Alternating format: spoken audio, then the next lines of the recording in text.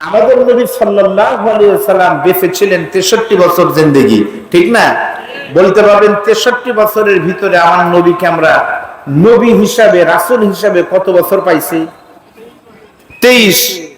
আর নবী ছাড়া পাইছি 40 বছর। শুধু মোহাম্মদ আব্দুল্লাহর ছেলে 40 বছর, আর মোহাম্মদ রাসূলুল্লাহ হিসাবে পাইছি 23 বছর। তাহলে এখন প্রশ্ন হলো, এই যে 40 বছর কোন দায়িত্ব না দিয়ে, কোন নবী না বানায়, রাসূল না বানিয়ে কেন আল্লাহর নবীকে আল্লাহ রেখে দিলেন? কারণ কি? কারণ আছে না নাই? যদি আগে দায়িত্ব দিত তাহলে ইসলামের প্রচার আরো বেশি হতো। 40 বছর। এর পিছনে অন্যতম কারণ হলো, নবীকে যদি আল্লাহ প্রথমেই দায়িত্ব দিতেন তাহলে মক্কার লোকজন বলতে হয়, আব্দুল্লাহর ছেলে আমাদের সাথে বড় হলো, আমাদের সাথে হাট বাজার করে, আমাদের কাছে বড় হয়েছে, ও আবার নবী হলো কবে? ওয়াক নবী মানা লাগবে কি কারণে? সেজন্য আল্লাহ তাআলা আল্লাহর নবীকে আগে রিজার্ভ করে রাখছে। জন্ম হলো, ছোট ছিল, বড় হলো, কিশোর হলো, তরুণ হলো, যুবক হলো, সমস্ত মানুষের থেকে তার চলাফেরা ভিন্ন। কেমন? আল্লাহর নবী ছোট বয়সে ছোট বাচ্চারা উলঙ্গ হয়ে ঘুরে, নবীজি কখনো উলঙ্গ হন নাই। এখান থেকে প্রমাণিত হয় তিনি আল্লাহ রাসূল হবেন। ছোট্ট বয়সে সবাই খারাপ কথা বলে, নবী খারাপ কথা কখনো বলেননি। মিথ্যা কথা বলে সবাই, নবী কোনোদিন মিথ্যা বলেন নাই। সমস্ত ভালো ভালো গুণ থাকার কারণে নবী ছাড়াই এলাকার লোকজন, আবু জেহেল সহ সবাই বলতেন, বাবা আব্দুল্লাহর এতিম ছেলে, এই ছেলেটা সবার থেকে আলাদা। আসলে তার যে চরিত্র, তাকে আমরা উপাধি দিলাম, গ্রামের এলাকার লোকজন তাকে আমরা আলামিন উপাধি দিয়ে দিলাম। তাহলে নবী ছাড়াই কিন্তু তাদের কাছ থেকে আল্লাহর নবীকে সত্যবাদী বানায় নিল। এরপরে যখন গ্রহণযোগ্যতা পাইল, আপনাদের আব্দুল মজিদ ভাইকে কখন আপনারা ভোট দিচ্ছেন? যখন আপনাদের কাছে আব্দুল মজিদ ভালো মানুষ হিসেবে নিজেকে প্রতিষ্ঠিত করতে পেরেছে, তখন আব্দুল মজিদ সাহেবের জন্য ভোট দিতে আপনারা বাধ্য হয়েছেন। নবী যখন সত্যবাদী হলেন, আলামিন, তখন আল্লাহ তাআলা নবীকে বললেন, এইবার মক্কার লোকেরা আব্দুল্লাহর এতিম ছেলে হলো মুহাম্মদুর রাসূলুল্লাহ আমার নবী, এবার তাকে মানো। তখন আবু জেহেল বিভিন্ন জায়গায় চার দোকানে গাল গপ্প করতো, খেজুর বাগানে। লোকটা ভালোই ছিল, আলামিন ছিল, কিন্তু গত বৃহস্পতিবার থেকে লোকটা খারাপ হয়ে গেল। নবীর দাবি করে লোকটা ক্ষতির মধ্যে পড়ে গেল। চিন্তা করেন, 40 বছর ভালোই ছিল, কিন্তু এই হুজুর ইসলামের কথা বলার পর থেকে বিপদের মধ্যে, ক্ষতির মধ্যে পড়ে গেল। তখন আল্লাহ তাআলা হেসে মুস্কি হেসে জবাব দিয়ে আল্লাহ নবীর প্রতি সূরা নাযিল করলেন, সূরাতুল আসর। বলতেছে, আবু জেহেল, আমার নবী ক্ষতির মধ্যে পড়ে নাই, ক্ষতির ভিতর তোরাই আছিস। সেজন্য আল্লাহ তাআলা একটা সূরা দিলেন, 3 আয়াত। এই 3টা আয়াত হলো একটা স্কেলের মতো, একটা মিটার। এই মিটার দিয়ে আপনারা যদি মাপেন তাহলে বুঝতে পারবেন আপনিও ক্ষতির মধ্যে আছেন কিনা। আমরা সকলেই মেপে দেখবো ইনশাআল্লাহ। আল্লাহ কবুল করুন, বলেন আমিন। দেখেন, প্রথম আয়াতে আল্লাহ পাক বলতেছেন এইভাবে, আল্লাহ রাব্বুল আলামিন বলেন, অল আস, অর্থ কি? সময়ের কসম। এই সময় বলতে কি ভাই? মুফাসসিরগণ বলেন, এই সময় হলো আপনার জীবনের হায়াত। হায়াত হলো এই সময়। বলেন তো আপনারা, এই উজগ্রাম বাজারে মানুষের দোকান নাই? আচ্ছা, কেউ যদি 1 লাখ টাকা দিয়ে একটা দোকান করে, 1 বছর পর হিসাব করে দেখে তার পুঁজি হলো 95,000, তাহলে এই লোকটা লাভে আছে না লসে আছে? আর 1 বছর পরে হালখাতা করে দেখে সব বাকি টাকি দিয়ে 1,13,000, তাহলে বোঝা লাগবে অল্প হলেও 13,000 লাভে আছে। আল্লাহ পাক বলতেছেন, সময়ের কসম।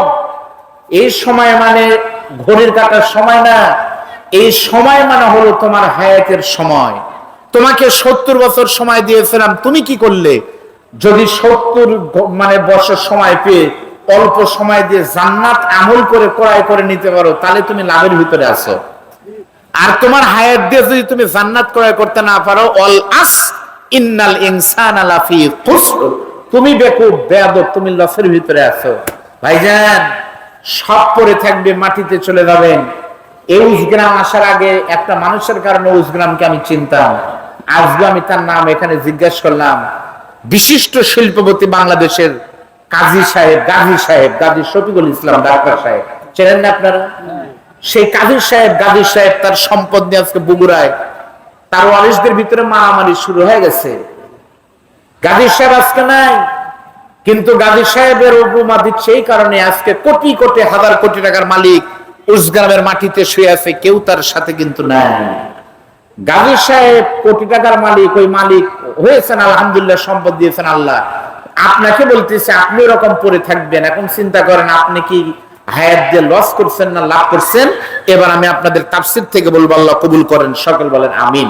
তাহলে আল্লাহ প্রথম আয়াতে বলতেছেন মানুষ ক্ষতির ভিতরে সময়ের কসম। এরপর কি আল্লাহ রাব্বুল আলামিন বলেন ইন্নাল ইনসানা লাফি খুসর। আলেম ওলামা আছেন এখানে, ইন্নাটা হলো হরফে মুসাব্বাবিল ফিল, ইন্না আন্না কাআন্না লাকিন্না লাইতা লাআল্লাহ। অবশ্যই মানুষ ক্ষতির ভিতরে আছে। কি ক্ষতি? সমস্ত মানুষ ক্ষতির ভিতরে আছে, তবে 4 দল লোক ছাড়া। জোরে বলেন কয় দল লোক ছাড়া? বলেন তো বাংলাদেশের সব মানুষ নিরাপদ আছে এক দল ছাড়া। সে এক দলের নাম কি আল্লাহ লাগবে? আপনারা কিন্তু জানেন ওই রকম আল্লাহ বলতে সব মানুষ ক্ষতির ভিতরে আছে, তবে 4টা দল ছাড়া। কারা কারা খেয়াল করেন, দেখেন তার ভিতরে আপনি আছেন কিনা। আল্লাহ রাব্বুল আলামিন বলেন ইল্লাল্লাযীনা আমানু ওয়া আমিলুস সলিহাতি ওয়া তাওয়াসাউ বিল হাক্কি ওয়া তাওয়াসাউ বিস সবর। আল্লাহ রাব্বুল আলামিন বলেন খেয়াল করেন অবশ্যই সমস্ত মানুষ ক্ষতির ভিতরে, শুধুমাত্র আমার বান্দাদের ভিতরে 4 দল মানুষ ক্ষতি ছাড়া রয়েছে।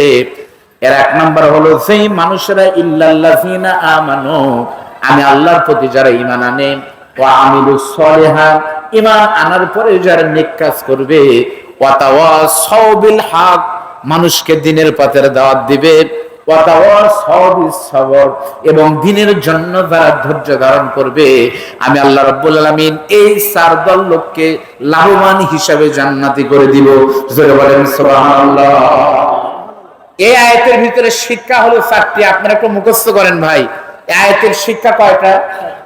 1 নাম্বার হলো আলোচ্য বিষয় 4টা, শিক্ষা 4টা। 1 নাম্বার হলো ঈমান। 1 নাম্বার কি? 2 নাম্বার আমল। 3 নাম্বার হলো দাওয়াত। 4 নাম্বার হলো সবর, ধৈর্য। তাহলে মুখস্থ করেন কি কি? ঈমান, আমল, দাওয়াত, ধৈর্য। এখন ঈমান কাকে বলে? মুসলমানেরা আপনারা বলেন তো ঈমান কাকে বলে? কে বলতে পারবেন ঈমান কাকে বলে? আপনাদের যদি এখন প্রশ্ন করি, বলেন তো আপনি কি ইমানদার, আপনি কি ঈমান আছে? ঈমান কাকে বলে? অনেক লোক রাগ করে বলবে ঈমান না থাকলে রাতে ঘুম পারবার দিয়ে একটু পাগলা হয় এমনি আসছি। আবার ঈমানদার কাকে বলে? কেউ বলবে আমরা কালেমা পড়ছি মুসলমান। শুধু কালেমা পড়ে যদি মুসলমান হতো, আপনাদের এলাকার বহু হুজুরদের থেকে বেশি কালেমা 71-এ পড়েছিল এলাকার কিছু হিন্দুরা। পাকিস্তানে আর্মিরা এসে জিজ্ঞাসা করছে তুমি কোন হও? অনেক হিন্দু জিজ্ঞাসা করছে, তখন বলছে হাম মুসলমান। মুসলমান হও তো কালেমা বাতাও। তখন বলছে লা ইলাহা ইল্লাল্লাহ মুহাম্মাদুর রাসূলুল্লাহ। তখন পাকিস্তানি বলছে তুম ঠিক হায় তুম মুসলমান। হিন্দু মনে মনে কয় খালি দেশটা স্বাধীন হোক মামু, তাহলে বুঝতে পারবো আসলে আমরা কোন জাতের কোন মাল। দেশ স্বাধীন হয়ে গেছে, ওদের সাথে কালেমা নাই। কালেমা পড়ে যদি মুসলমান হতো তাহলে বাংলাদেশের বহু নারায়ণ, হরিদাস চন্দ্র অনেকে মুসলমান হিসেবে জান্নাতে যেত। হয়নি। শুধু দাড়ি দিয়ে যদি জান্নাত হতো, শুধু ঈমান ছাড়া, রবীন্দ্রনাথের দাড়ি আজকের প্রধান বক্তার থেকেও বড়, কিন্তু জান্নাতে যাবে না। শুধু পাগড়ি দিয়ে যদি জান্নাত হতো, সমস্ত হুজুরদের থেকে পাগড়ি বেশি মাথায় দেয় ভারতের শিখেরা, কিন্তু ওরা জান্নাতে যাবে না। ঈমান কাকে বলে? এক কথায় বলে দিয়ে আপনাদের খেয়াল করেন। ঈমান বলা হয় হাদিসে জিবরাইল, পড়ে দেখেন, সময় সংক্ষেপ আমি কাটা কথা বলতেছি। ঈমানের সংজ্ঞা হলো, ঈমানে মুফাসসালের ভিতরে 7টা বিষয় আছে। এই 7টি বিষয় যারা মেনে নিবে তারাই ঈমানদার মুমিন। জোরে বলেন আল্লাহু আকবার। কয়টি বিষয়? কি কি? 1 নাম্বার আমানতু বিল্লাহি ওয়া মালাইকাতিহি ওয়া কুতুবিহি ওয়া রুসুলিহি ওয়াল ইয়াউমিল আখিরি ওয়াল কদরি খায়রিহি ওয়া শাররিহি মিনাল্লাহি তাআলা ওয়াল বাসি বাদাল মাউত। এই 7টি বিষয় যারা মানবে সেই ঈমানদার। বলেন আল্লাহু আকবার। প্রথম নম্বর হলো আল্লাহর প্রতি ঈমান। যদি বলেন কার প্রতি ঈমান? আল্লাহর প্রতি ঈমান আনার প্রথম শর্ত হলো সমস্ত ক্ষমতার মালিক কে? বলে বলেন আল্লাহ রাব্বুল আলামিন বলেন ইন্নামাল মুমিনুনা আল্লাযীনা ইযা যুকিরাল্লাহু ওয়াজিলাত কুলুবুহুম ওয়া ইযা তুলিয়াত আলাইহিম আয়াতুহু যাদাতুহুম ঈমানাও ওয়া আলা রাব্বিহিম ইয়াতাওয়াক্কালুন। অবশ্যই তার ঈমানদার। আপনার ঈমান আছে না? এখন পরীক্ষা করেন, সবাই বুকে হাত দেন। ঈমান যাদের আছে তারা পরীক্ষা করবেন 3টা। আল্লাহ পাক বলেন যার ঈমান আছে তাদের প্রথম পরীক্ষা, তাদের সামনে কোরআনের কথা বললে তাদের হৃদয় কেঁপে ওঠে। 2 নম্বর হলো ইসলামের কথা শুনলে তাদের ঈমান বাড়ে। আর 3 নম্বর মুসলমানেরা একমাত্র ঈমানদার দ্বারা ভরসা করে কার উপরে, জোরে বলেন। এই গাবতলীর মাটিতে প্রতিকূল আবহাওয়ার ভিতরে আপনারা কোরআনের মাহফিল শুনতে এসেছেন, আপনারা নিঃসন্দেহে ঈমানদার। আমাদের মনে পড়ে গত 2-1 বছর আগে, গত বছরই তো মনে হয়, তার আগের বছর 2 বছর আগে এই গাবতলীর মাটিতে, গ্রামের নাম ছিল কি জায়গুলিতে, কোরআনের মাহফিল করতে সে এই গাবতলীর ত্রাস মানবরূপী জানোয়ার সেই বেয়াদবের কুলাঙ্গারের লেলিয়ে দেওয়া পুলিশ বাহিনীর কাছে মাহফিল শেষ করার পরে নির্যাতিত মাজলুম আলেমেদিন মুফতি আমির হামজা এবং আমাকে মাঠের ভিতরে নিয়ে 3 কিলোমিটার ধাপড়াধাপড়ি করে জীবন নিয়ে কোনো মতো বগুড়ায় আমরা পালায়ন করে চলে গেলাম। সেই দিন মুফতি আমির হামজা রাত 2টার সময় তাহাজ্জুদ নামাজ পড়ে হাওমাও করে কেঁদেছিল, আল্লাহ যে জমিন থেকে আলেমদেরকে আজকে বিতাড়িত করে মাজলুম মানুষ আমাকে অপমান করে তাড়ালো, সেই জমিনে তুমি তাদেরকে জমিন ছাড়া না, আমরা গাবতলী ছাড়া হলাম, আল্লাহ তুমি তাদেরকে জমিন ছাড়া করে দিও। আলেমদের চোখের পানিতে সেই কুলাঙ্গার আজকে বাংলা ছাড়া হয়ে গেছে, জোরে বলেন কথা ঠিক না ঠিক? এরা মাঝে মাঝে এখন বলতেছে যে আমরা আসতেছি, আমরা আসবো। আপনারা বলেন আসার কোনো সম্ভাবনা? আমরা 1 সপ্তাহ আগে গিয়েছিলাম সাজেক, কক্সবাজার, বান্দরবান, সবাই আমাদের পারিবারিক ট্যুর ছিল। ওখানে গিয়ে দেখলাম পার্বত্য চট্টগ্রাম অঞ্চল বিশাল বড় এলাকা, 4টা জেলা ভারত তার দাবি করতেছে যে এটা আমাদের দিয়ে দেওয়া লাগবে। চিন্তা করেন, বাংলাদেশ আমাদের 64টা জেলা, এর 4টা নাকি ভারতকে দিয়ে দেওয়া লাগবে। কেন? ভারতের দাবি হলো এই 4টা আমরা চাই। ভারত আগে কিন্তু দাবি করেনি, এই 5 তারিখের পরে বলতেছে 4টা দেওয়াই লাগবে। আমরা ভাবলাম কি রে, আগে তাও বলতো যে আমরা বাংলাদেশের প্রভাব চাই, আর এখন দেশ চাচ্ছে। কারণ কি? আসলে মূলত আমরা বলতে চাই ওদের চাওয়াটা ঠিক, ওরা মনে করতেছে তোমাদের বুড়ো বয়সে তোমাদের মেয়ে আমরা নিলাম, বিনা যৌতুকে এই মাল ভারতে রাখার দরকার নাই, যৌতুক হিসেবে 4টা জেলা তোমরা আমাকে দিয়ে দাও, তাই মনে হয় চাইছে 4টা জেলা। আমরা এখন যেহেতু মেয়ে পক্ষ, আমাদের তো দেওয়া লাগবে, মেয়ের ঘর তো ঠিক রাখা লাগবে। আমাদের বক্তব্য হলো আমাদের মেয়ে যদি ভালো হতো 4টা জেলা কেন বাংলাদেশ দিতাম। আলেমদের কাছে নেতৃত্ব মারা হয়েছে, সেই মাল বাংলাদেশে, তার মৃত লাশ বাংলাদেশে আর ঢুকবে না, জোরে বলেন ঠিক না? সুতরাং সোচ্চার হন। এবছর যদি সময় নিতে না পারেন, মনে রাখবেন এই ভুল করলে কিন্তু আর কিয়ামত পর্যন্ত ভুল শুধরানোর সুযোগ পাবেন না। সুতরাং বক্তব্য এক, কথায় এক, দফায় এক। আগামী নির্বাচনের আলেম ওলামা, ইসলামপন্থী যুবকদের, তরুণদের, ভালো মানুষের প্রথম ভোট আল কোরআনের পক্ষেই হোক, জোরে বলেন। প্রথম দফা শেষ, ঈমান আনতে হবে কার প্রতি? জোরে বলেন। ঈমান আনতে হবে আল্লাহর প্রতি, রাসূলের প্রতি, যেমন টেনেছিলেন আম্মা জান খাদিজাতুল কুবরা রাদিয়াল্লাহু তাআলা আনহা। নবীর 13টা বিবি, 11টা বিবি আর 2 জন দাসী, মোট 13 জনের ভিতরে আম্মা জান খাদিজা হলো প্রথম নম্বর। জোরে বলেন কথা ঠিক না ভাই? আমি মা খাদিজার জীবনে আপনাদের বলবো না ভাই, এই দিক তাকান, শুধু বলবো এইটুক, মা খাদিজা তো সেই বিবির নাম। আমার মনে আছে আমি প্রথমবার উমরাতে গিয়ে মাটি থেকে কয়েক হাজার ফিট উপরে গাড়ি হীরার ভিতরে আমি উঠতে পারিনি, অর্ধেক রাস্তায় গিয়ে আমি ভয়ে নেমে এসেছি। দ্বিতীয় বছর গিয়ে ভাবলাম এই বছর যাবই, আলহামদুলিল্লাহ গিয়েছিলাম।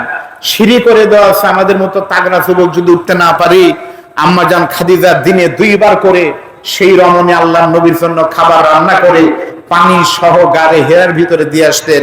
তিনি হলেন মা খাদিজাতুল কুবরা। বলে বলেন সুবহানাল্লাহ। শুধু নবীকে ভালোবাসেনি, কেমনে মহব্বত করেছেন আম্মা জান খাদিজার জীবনের 1 ইঞ্চি কিঞ্চিত পরিমাণ আমি বলবো, একটু খেয়াল করেন। আমার বন্ধুগণ শুনেন, শুধুমাত্র মুখে নবীকে ভালোবাসার নাম কিন্তু ঈমান নয়। মা খাদিজাতুল কুবরা রাদিয়াল্লাহু তাআলা আনহা নবীর প্রথম বিবি, কিন্তু নবীর বন্ধুর মতো ছিলেন, কিন্তু ছায়ার মতো কিন্তু নবীকে ভালোবাসতেন। একদিন রাতের বেলায় আল্লাহর নবী মা খাদিজাকে বুকের ভিতরে নিয়ে ঘুমায় আছে। নিশি রজনীতে আল্লাহর নবী খেয়াল করে দেখলেন বুকের কাছে মা খাদিজাতুল কুবরা, রাতের বেলায় বুকের কাছে নাই। নবী চিন্তা করলেন আমার খাদিজা কোন জায়গায় গেল, মনে হয় জরুরত সারতে গেছে, কিন্তু খাদিজার জরুরত সেরে এখনো আসে না, খাদিজা নাই। অনেকক্ষণ পর নবী আমার খেয়াল করে দেখলেন অন্ধকার ঘর, ছোট্ট ঘরে আল্লাহর নবী বিশ্ব নবীর ডান পায়ের তালুতে বিড়বিড় বিড়বিড় করে কি যেন নড়তেছে। নবী মনে করলেন হয়তো কোনো পোকামাকড় হতে পারে, সাধারণ পোকামাকড় মনে করে নবী আমার ঘুমন্ত মানুষ বসে গিয়া আস্তে করে যখন পায়ে হাত দিয়েছে, হাত দিয়ে নবী খেয়াল করে পৃথিবীর সব থেকে ধনবতী গুণবতী রূপবতী রমণী মা খাদিজাতুল কুবরা রাতের বেলায় আল্লাহর নবীর ডান পাকে তালু দিয়ে, নবীর ডান পা জিহ্বা দিয়ে নবীর পায়ের তালু চাপতেছে, আর অনেক হাউমাউ করে মা খাদিজা কাঁদতেছে। নবী এক কান্দে খাদিজাকে বুকের ভিতর নিয়ে বলেন, খাদিজা আমি জানি আমি আব্দুল্লাহর ইতিম ছেলে, আমি হলাম গরিব মানুষের সন্তান। তোমার বাবা সব থেকে মক্কার ধনাঢ্য ব্যবসায়ীর একমাত্র দুলালি। তোমার বাবার বাড়ির দোতলা বাড়ি, নবীর বাড়িতে ঘর নাই, ভাঙা ঘরে তোমার কষ্ট হচ্ছে। তুমি নরম বিছানায় শুতে স্বামীর বাড়িতে বিছানার শক্ত, তাই মনে হয় কাঁদতেছো। সঙ্গে সঙ্গে নবীর বিবি খাদিজা নবীর কপালে চুমু দিয়ে বলেন, হাবিবুল্লাহ ওই আল্লাহর কসম করে বলতেছি, সত্যি আমি এই জন্য কাঁদতেছি না নবী, আমি কাঁদতেছি আপনি যখন আমাকে বুকের ভিতরে নিয়ে ঘুমাচ্ছিলেন, আপনার পূর্ণিমার চাঁদের মতো চেহারার দিকে তাকিয়ে আমি ভাবতেছিলাম নবী বুকের ভিতরে নিয়ে আমাকে ঘুমাচ্ছে। আমি খাদিজা যদি কালকে ইন্তেকাল করে মরে যাই, আমি খাদিজার কবরের ভিতরে তো নবী থাকবে না, ওই জায়গায় আমার কি হবে?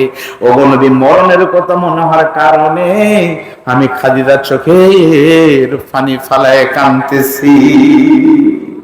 নবী তখন আশ্বস্ত করে বললেন, বউ তুমি আমার বউ না, তুমি হলে আমার অভিভাবক। খাদিজা আমি তোমাকে বললাম, আল্লাহ আমাকে সুসংবাদ দিয়েছে, তুমি খাদিজাকে কিয়ামতের দিন যত নারী জান্নাতে যাবে, মা খাদিজাকে বললেন আল্লাহর নবী তুমি খাদিজাকে আল্লাহ রাব্বুল আলামিন সমস্ত নারীদের প্রথম জান্নাতে দিবে। এটা আওয়াজ দিয়ে বলেন আল্লাহু আকবার। সঙ্গে সঙ্গে খাদিজা বলতেছে, রাসূলুল্লাহ জান্নাতে পাবো, ঠিক আছে জান্নাত পাবো, কিন্তু আমার কবরের চিন্তা হয়, কবর হলো আখিরাতের প্রথম মঞ্জিল, কবরে কি হবে নবী? আপনি যদি অনুমতি দেন হুজুর, আমি আপনার কাছে ছোট ছোট তিনটা জিনিস চাই। জোরে বলেন কয়টা জিনিস চাই? নবী তখন বললেন, খাদিজা কি চাও তুমি একটু বলো তো। মা খাদিজা তখন বলে, ও আল্লাহর নবী আমার প্রথম চাও, যেদিন আমি আপনার বিবি খাদিজা মরে যাব, সারা পৃথিবীর সবাই জানবে খাদিজা নাই, আপনি ওয়াদা দেন আমি খাদিজাকে আপনি সাধারণ কোন কাপড় দিয়ে কাফনের কাপড় বানাবেন না, যে জুব্বা গায়ে দিয়ে আপনি হেরা গুহায় কোরআন নাযিল হয়েছিল, ওই জুব্বা দিয়ে আমি খাদিজার কাফনের কাপড় আপনি দিবেন। নবী তখন কপালে চুমু দিয়ে বলে, বিবি রে আমি কথা দিলাম, আল্লাহ যদি তোমার আগে আমাকে মৃত্যু না দেয়, তুমি খাদিজার কাফনের কাপড় হবে আমার গায়ের জুব্বা। আমার 2 নম্বর চাও গো, কবর যখন রেডি হবে, ওই জান্নাতুল মুআল্লার ভিতরে আপনি কবর খননের পর আপনি খালি গা হয়ে কবরের ভিতরে একটু শুয়ে যাবেন, আপনি একটু গড়াগড়ি দিয়ে কবরের মাটিকে বলে আসবেন, মক্কার কবরের মাটি আমি খাদিজাকে যেন চাপ দিয়ে কষ্ট না দেয়। নবী বলল, ইনশাআল্লাহ করব। 3 নম্বর চাওয়া হলো, সব মানুষ যখন কবর থেকে চলে আসবে, আপনি আমাকে ওয়াদা দেন আপনি ততক্ষণ পর্যন্ত আসবেন না যতক্ষণ আমি খাদিজার সোয়ালের জবাবের শেষ হওয়ার পরে জান্নাতের ব্যবস্থা না হবে, ততদিন আপনি আসবেন না। নবী বলে, ঠিক আছে তাই করব। আমার সময় কম।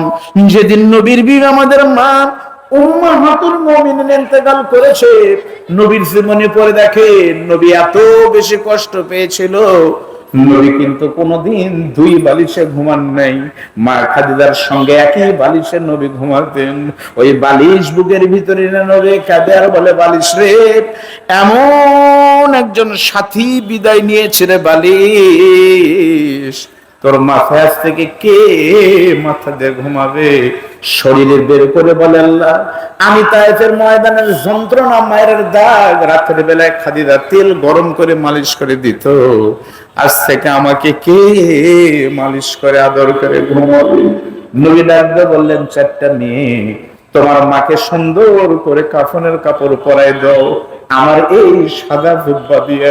4 মেয়ে কষ্ট করে মায়ের লাশটাকে এইরকম সাদা জুব্বা দিয়ে যখন রেডি করেছেন, আল্লাহর নবী মসজিদে নববী থেকে বের আস্তে করে জান্নাতুল মুআল্লার ভিতরে গিয়ে কবরের ভিতরে নেমে নিজের চোখে দেখে এসেছেন অনেকে মা খাদিজার কবর, ওই কবরের ভিতরে নেবে নবী আমার গড়াগড়ি দিয়ে বলে, কবর রে, তোমার যদি কোনো কষ্ট থাকে, কোনো আক্ষেপ থাকে, আমাকে বলো, তবু আমার খাদিজাকে যেন কষ্ট দিও না।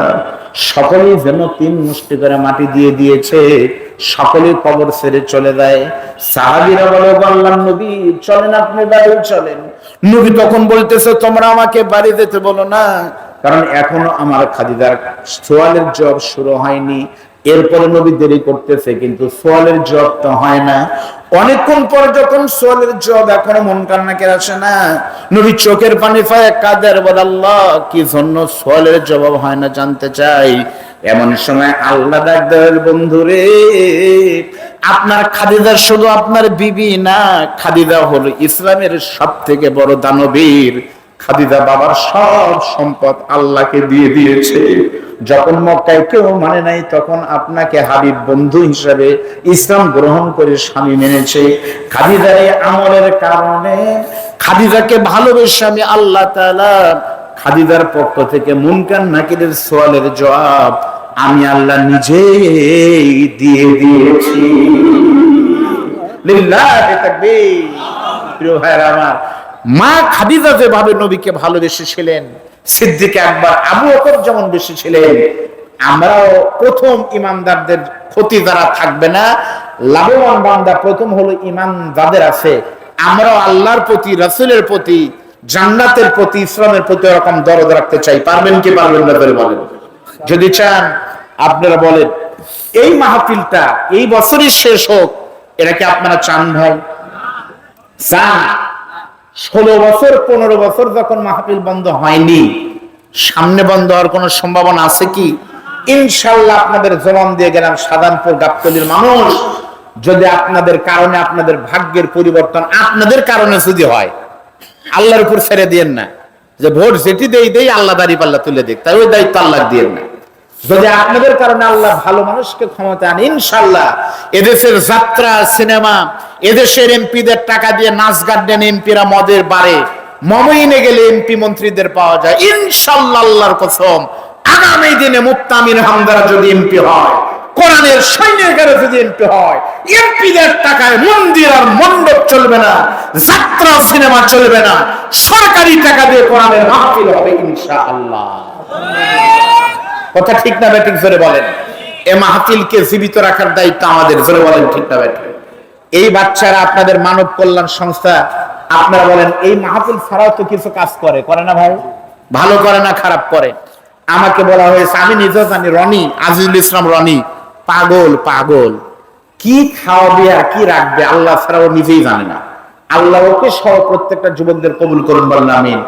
আমি আপনাকে বিশ্বাস করি, আল্লাহর কসম, নাম বলবো না, আপনাদের গ্রাম আশেপাশে খবর নেন, 100 কোটি টাকার মালিক, মসজিদে তার 1000 টাকা লাগেনি।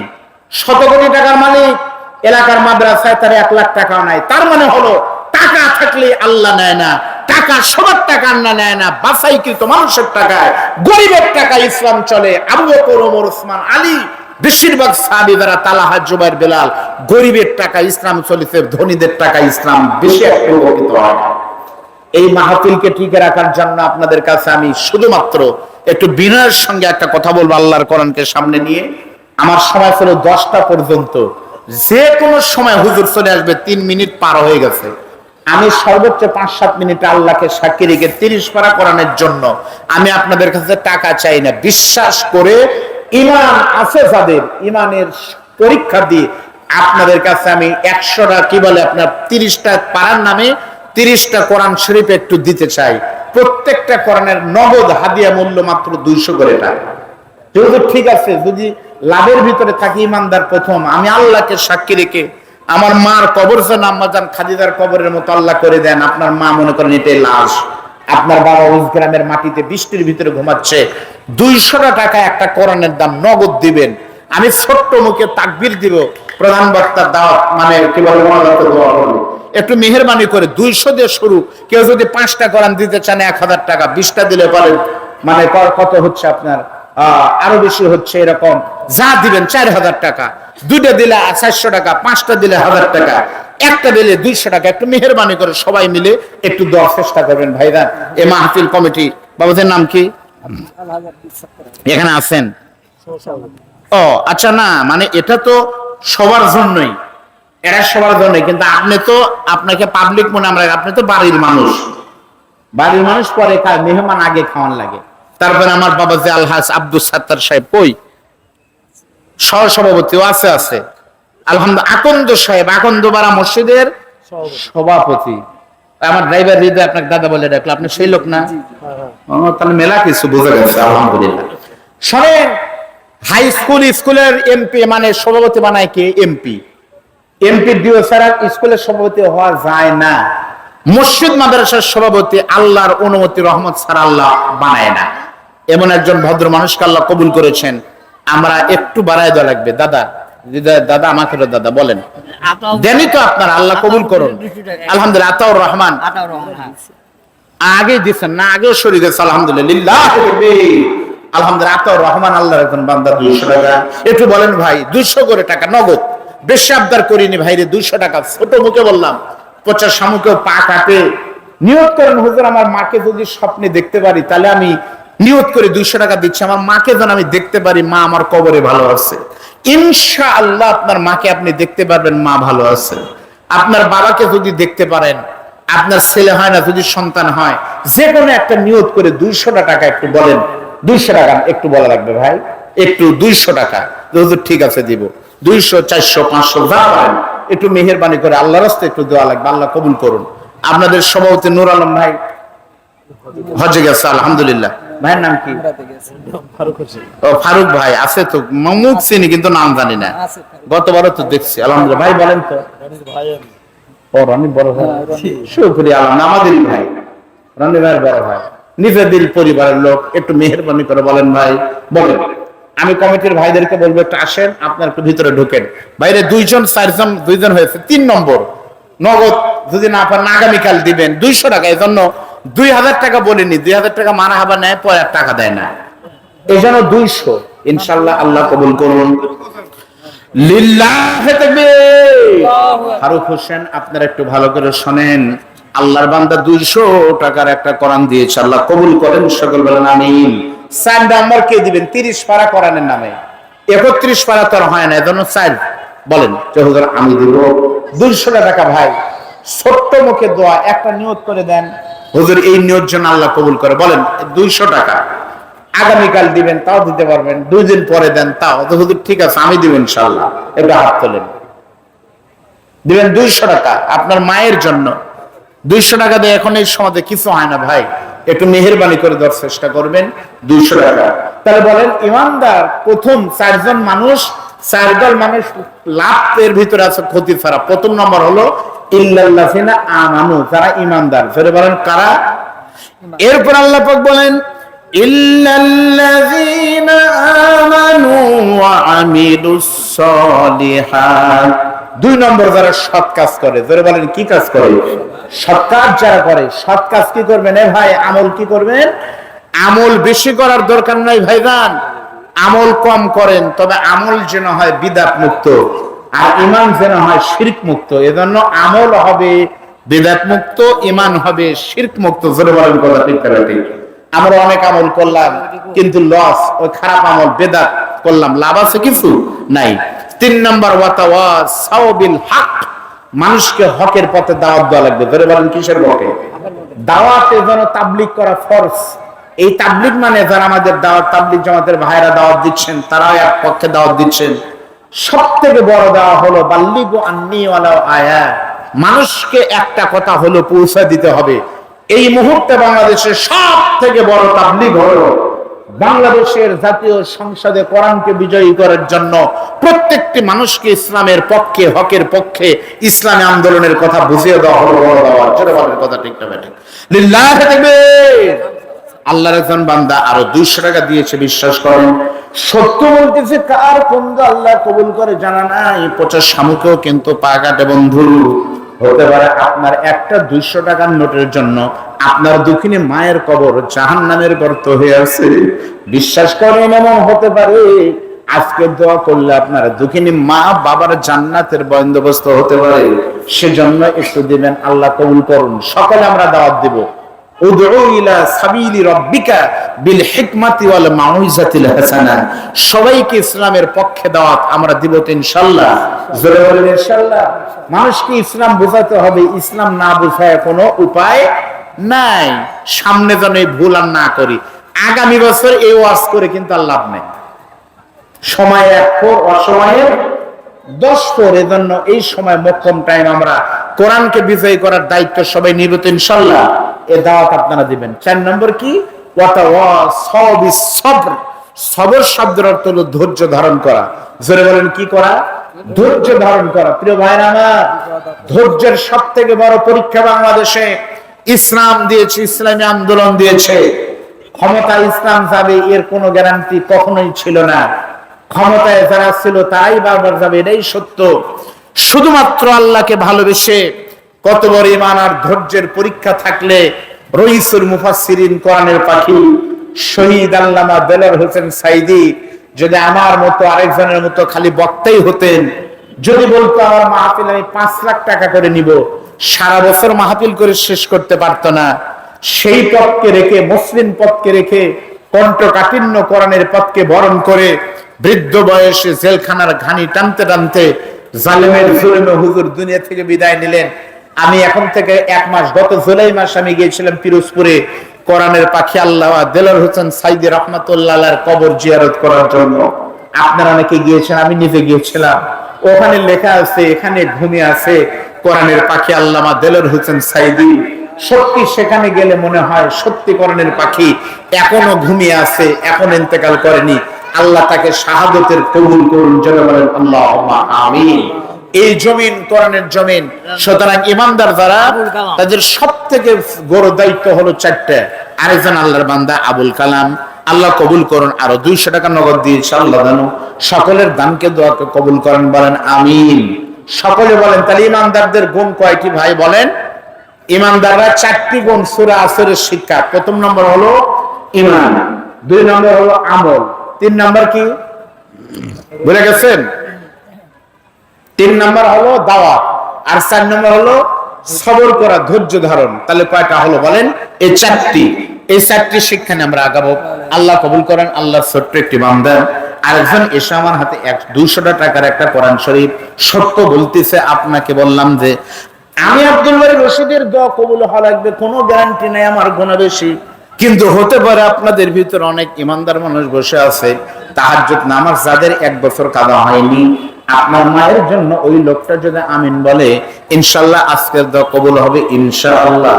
আমার দোয়া কবুল হবে 50-50 গ্যারান্টি নাই। কোন পীরের দোয়া কবুল হবে কোন কিতাবে নাই। 2 জন মানুষের দোয়া 100% কবুল হবে। নবী বলেছেন হুমা জান্নাতুকা ওয়া নারুকা, তারা হলো তোমার মা এবং বাবা। জোরে বলেন আল্লাহু আকবার। পিতামাতার দোয়া কবুল হয়। এখানে হাজী সাহেবেরা আছে, আমার হাজী সাহেব দাদা সহ। বলে দেখেন, মক্কা শরীফে গিয়ে নামাজ পড়বেন, বাংলাদেশে নামাজ পড়লে একরকম মিষ্টি মনে হয়। জামিল মাদ্রাসা বগুড়ায় নামাজ পড়বেন, একরকম স্বাদ মনে হবে। আর মক্কা মদিনায় গিয়ে আপনি কাবা শরীফকে সামনে নিয়ে বাইতুল্লাহ শরীফের পাশে দাঁড়িয়ে নামাজ পড়বেন কাবার ইমামের পিছনে, আপনার মনে হবে আল্লাহর কোরআন যেন নাজিল হচ্ছে। জোরে বলেন আল্লাহু আকবার। এদিক তাকান, কাবা শরীফের 13 জন ইমামের ভিতরে সবথেকে কালো চেহারার একজন ইমাম, সেই ইমামের নাম হলো শায়েখ আহমদ কালবানী। একটু সবাই জোরে বলেন, নাম কি? কালবানী। কালবানী সাহেব কেমনে কাবার ইমাম হলো? মায়ের জন্য 200 টাকা দিচ্ছেন না? আপনাকে বলতেছে, আপনাকে 200 টাকা দিবেন না, মা কাকে বলে সরেন। কাবা শরীফের কালো ইমাম কালবানীকে প্রশ্ন করা হয়েছিল, হুজুর আপনি কেমনে কাবার ইমাম হলেন? লন্ডনে তাকে বলেছিল। কাবার ইমাম কালবানী হাওমাও করে কেঁদেছিলেন আর বলেছিলেন, শোনো আমি কেমনে কাবার ইমাম হলাম।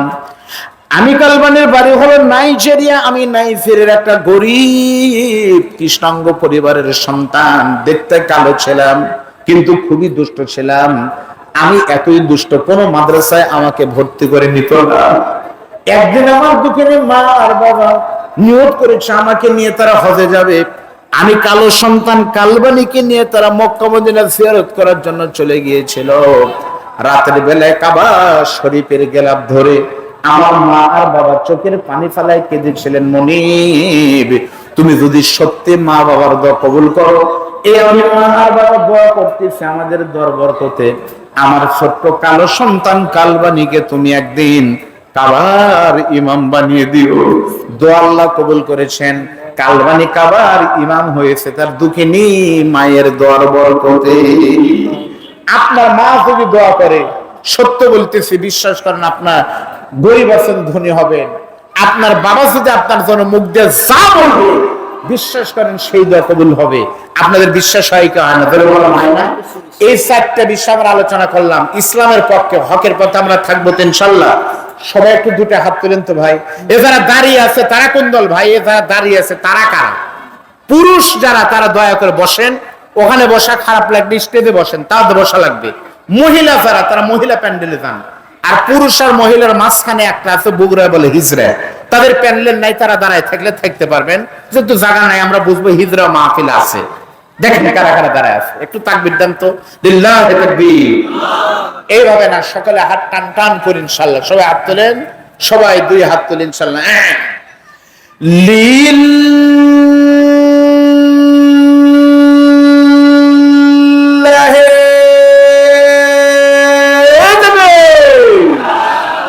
নারায়ে তাকবীর।